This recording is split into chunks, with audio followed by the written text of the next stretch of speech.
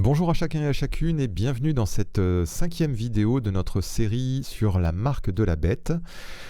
Vous êtes sur la chaîne Élu Résister ou le site internet élu-résister.fr.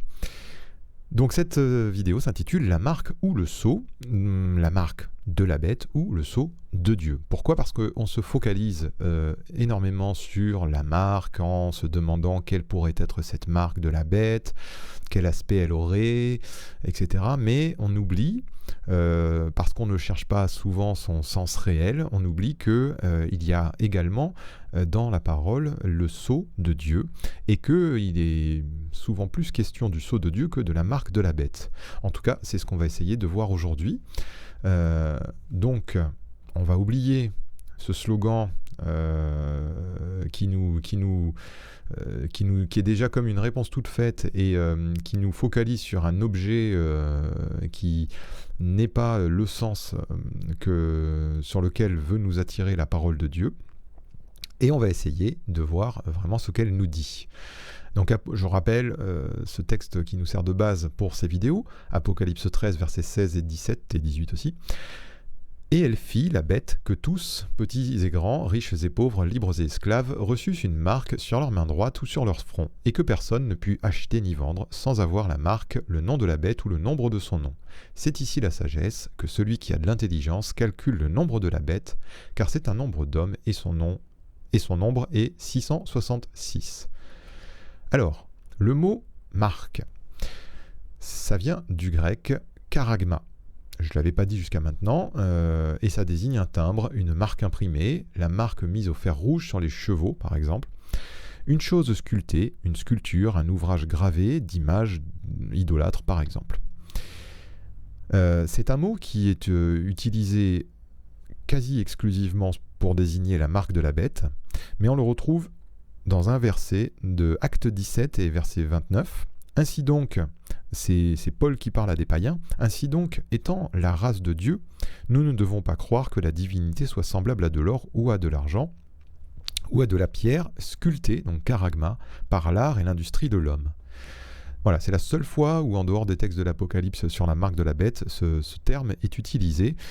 Et donc, on voit qu'il représente quelque chose qui est imprimé ou gravé, et exclusivement, on va dire, de manière physique.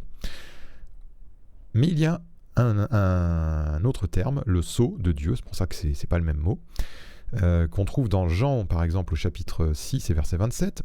Car c'est lui, donc Jésus-Christ, que le Père, que Dieu a marqué de son sceau. Et là, le mot sceau, lui, c'est le terme sphragizo, le terme grec, mettre un sceau dessus, marqué d'un sceau, scellé. Alors, il y a d'autres significations. La signification, c'est dans le but de marquer une personne ou une chose, poser une marque par l'impression d'un sceau ou d'un timbre. Il est dit que les anges sont scellés par Dieu, mais aussi dans le but de prouver, confirmer ou attester une chose, confirmer l'authenticité, mettre hors de doute d'un document écrit, prouver par un témoignage qu'une personne est bien ce qu'elle affirme être. Donc le terme sphragizo, à la différence de charagma, il a un sens, on va dire, concret, pratique, comme celui de sceller, par exemple, la pierre du tombeau de Jésus, c'est sphragizo qui est utilisé. Ils ont scellé la pierre, ils ont sphragizo la pierre. Mais il a aussi un sens, on va dire, un sens un peu plus profond, qui est de confirmer une authenticité, de prouver, d'attester d'une chose. C'est bien pour ça qu'on utilise le mot sceau, qui est par exemple le terme qui a été utilisé pour le cachet qu'on met sur une lettre, qu'on avait le sceau d'un roi pour attester, etc., etc. Voilà. Donc, on va voir où est utilisé ce terme sphragizo. Jean 3, verset 33. Celui qui a reçu son témoignage a sphragizo, certifié que Dieu est vrai. Donc ça, c'est Jean-Baptiste qui nous parle de Jésus. Et donc, il atteste, il certifie. Vous voyez, c'est dans une dimension spirituelle qui va employer ce terme. Jean 6, 27. Travaillez, non, c'est Jésus qui parle, travaillez non pour la nourriture qui périt, mais pour celle qui subsiste pour la vie éternelle et que le Fils de l'homme vous donnera, car c'est lui que le Père, que Dieu, a sphragizo, a marqué de son sceau. Là encore, c'est Dieu qui atteste. Et je vous ferai remarquer que Jésus n'a pas de marque physique. Il a une marque spirituelle. Je continue. 2 Corinthiens 1 et verset 22. Paul parle et il dit de Dieu, lequel nous a aussi marqué d'un sceau, sphragizo, et a mis dans nos cœurs les arts de l'esprit. Donc là, vous remarquerez que le terme scellé, ou marqué d'un sceau, il est en lien avec l'esprit.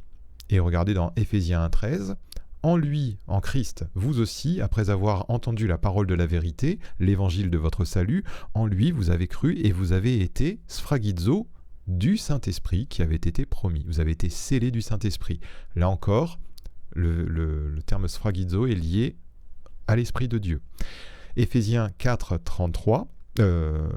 30. N'attristez pas le Saint-Esprit de Dieu par lequel vous avez été, sphragizo, scellés, pour le jour de la rédemption. Là encore, le fait d'être scellé par l'Esprit de Dieu, enfin le terme sphragizo est en lien avec l'Esprit de Dieu. Et c'est pas anodin. En fait, il y a énormément de versets qui relient ce terme à l'Esprit de Dieu. Il y en a quelques-uns, comme je vous ai dit tout à l'heure, par exemple le fait de sceller une pierre, où il est utilisé pour des choses, on va dire, pratiques, mais il est très souvent employé dans ce sens-là. Romains, chapitre 4 et verset 11, là il est question d'Abraham, et le terme c'est pas sphragizo, c'est sphraxis, c'est le sceau, un sceau. Et on va voir donc il est question d'Abraham et voilà ce que Paul nous dit. Et il reçut le signe de la circoncision comme un sceau de la justice qu'il avait obtenu par la foi quand il était incirconcis, afin d'être le père de tous les incirconcis qui croient, pour que la justice leur fût aussi imputée.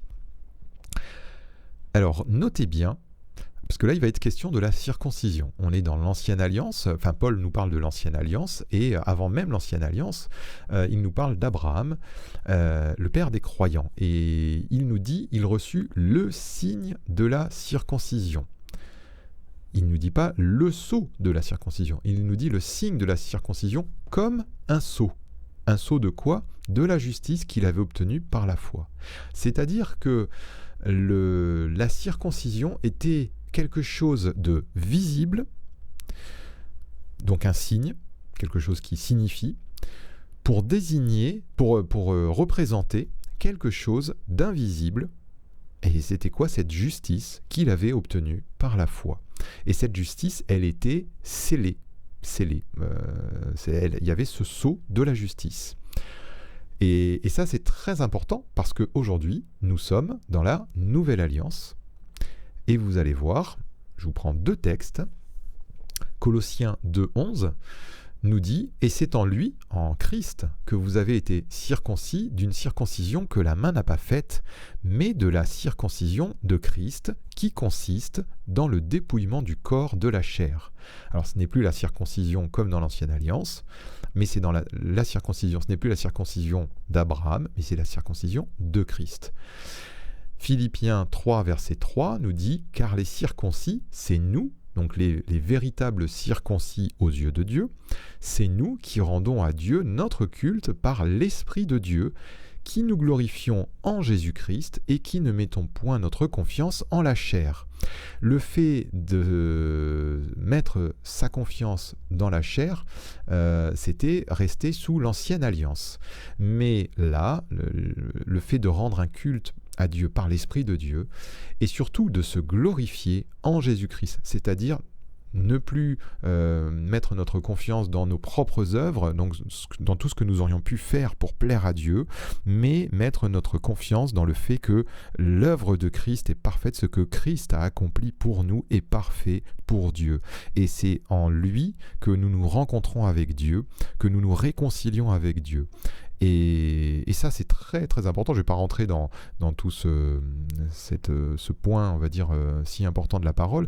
Mais tout ça nous dit, en fait, que ceux qui sont scellés, ici, là, de l'Esprit de Dieu, eh bien, ils sont scellés parce que ils mettent leur confiance dans leur foi, la foi en Christ et en Christ seul. Et c'est cela qui fait qu'ils sont scellés de l'Esprit de Dieu.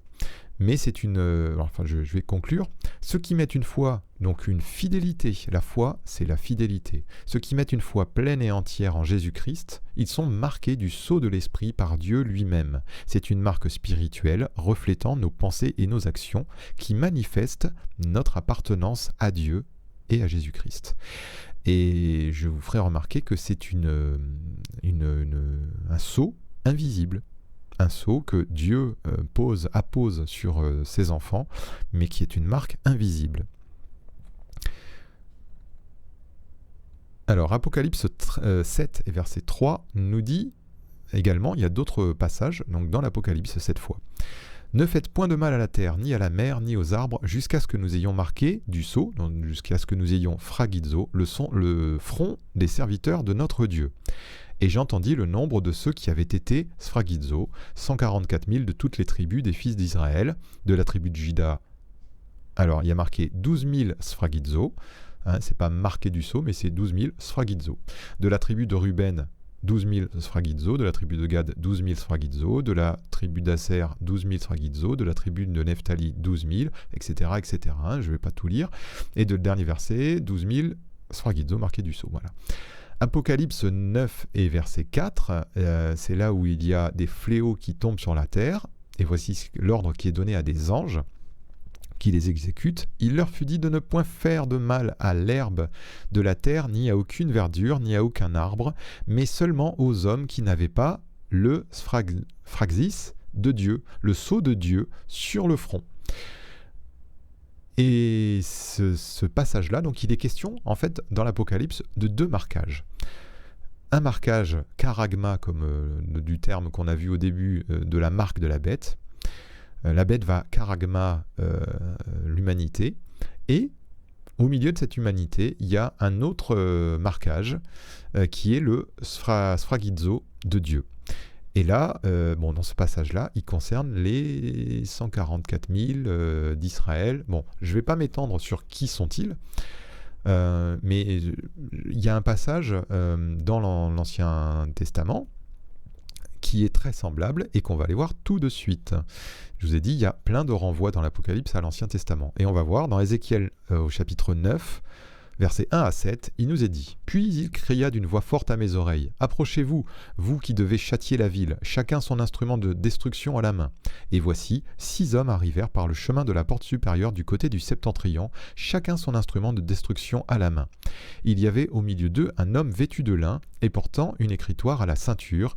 Ils vinrent se placer près de l'autel d'airain. La gloire du Dieu d'Israël s'éleva du chérubin sur lequel elle était et se dirigea vers le seuil de la maison, et il appela l'homme vêtu de lin et portant une écritoire à la ceinture. Bon, déjà, les 6 hommes, je vais pas m'attarder, mais déjà ce sont des personnes célestes. Et on voit l'homme vêtu de lin, etc. Là aussi, il y a encore des rappels de textes qu'on lit dans l'Apocalypse. L'Éternel lui dit, « Passe au milieu de la ville, au milieu de Jérusalem, et fais une marque sur le front des hommes qui soupirent et qui gémissent à cause de toutes les abominations qui s'y commettent. » Et à mes oreilles, il dit aux autres, « Passez après lui dans la ville et frappez, que votre œil soit sans pitié et n'ayez point de miséricorde. Tuez, détruisez les vieillards, les jeunes hommes, les vierges, les enfants et les femmes, mais n'approchez pas de quiconque aura sur lui la marque, et commencez par mon sanctuaire. » Ils commencèrent par les anciens qui étaient devant la maison. Il leur dit, « Souillez la maison et remplissez de morts les parvis. Sortez !» Ils sortirent et ils frappèrent dans la ville.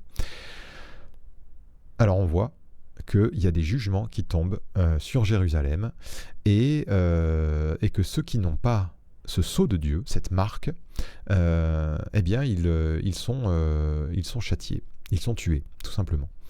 Alors, il y a un terme qui est utilisé pour cette marque en hébreu et qui est très intéressant parce que ce terme, c'est le terme tav.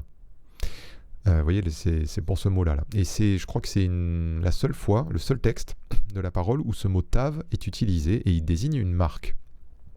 Mais le tav c'est, alors voilà, c'est ce mot que vous voyez ici en hébreu, et ça veut dire tav. Mais le tav c'est aussi la dernière lettre de l'alphabet hébreu. Et cette dernière lettre, alors je vous ai mis un petit extrait de la fiche Wikipédia sur le mot tav, et voilà ce qui nous est dit. Le tav est passé de ce signe-là, qui est le signe de la croix, en hébreu ancien, à ce signe-là qu'on utilise aujourd'hui, en passant par la croix et le T. C'est pour ça que le tav, c'est l'ancêtre de notre T dans notre alphabet. Bon, et je ne lis pas la suite, vous verrez, dans l'alphabet chinois, il en est aussi question. Cette marque de ceux qui soupirent et qui gémissent à cause des abominations qui se font dans Jérusalem, eh bien cette marque c'est une croix, parce qu'en hébreu ancien, on le représentait par une croix. Donc ça nous montre vraiment que ceux qui ont reconnu qui se glorifient en Christ, comme le disait le texte avant, qui mettent leur foi en Christ, qui sont marqués par la croix de Christ, qui sont morts à eux-mêmes, parce que c'est aussi ce que signifie cette croix, et ressuscités en Christ, qui s'identifient à Christ par la mort et la résurrection. Eh bien, ils ont cette marque invisible, parce que là, il s'agit d'une marque invisible, en tout cas, on va dire spirituelle, et ils échappent au châtiment. La marque n'est autre que la croix, où le Sauveur mourit pour le péché des hommes. Ceux qui la reçoivent ceux qui la reçoivent seront sauvés du jugement et la gardent. Oui, pardon, j'ai fait une erreur là, excusez-moi. Et il y a un dernier détail, c'est commencer par mon sanctuaire.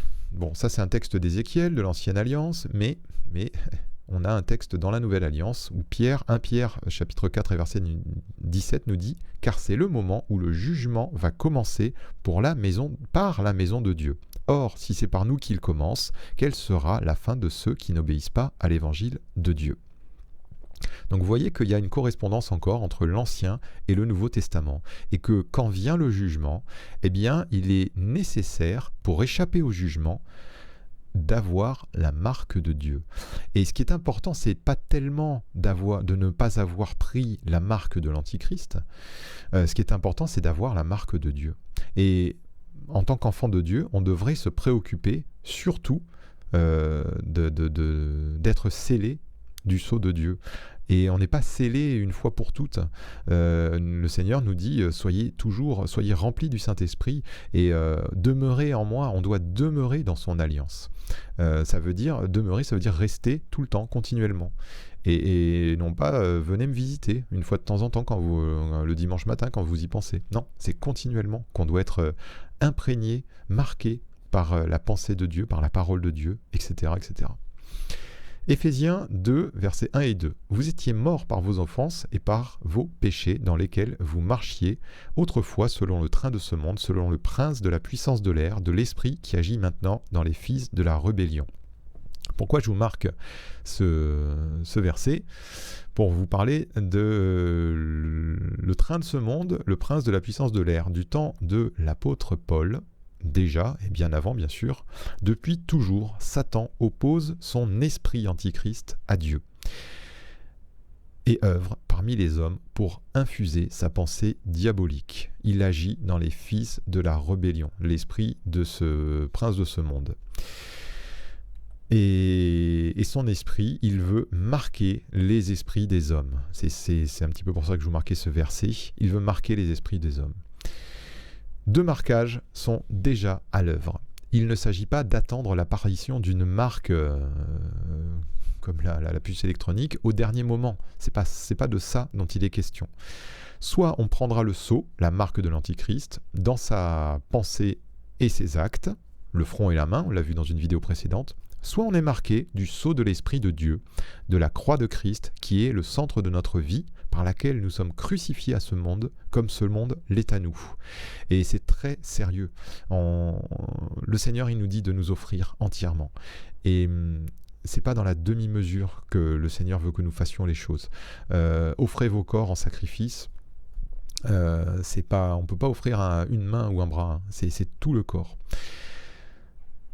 Et en se maintenant dans ce renoncement au monde et en vivant la parole de notre Seigneur, il nous gardera lui-même de ces choses qui viendront. Et là encore, se confier en Dieu, c'est pas essayer de trouver le moyen de quelle est cette marque de l'Antichrist, et comme ça, si je sais ce que c'est, je vais pas la prendre, et comme ça je serai tranquille, parce que ça, c'est encore se confier en nous-mêmes.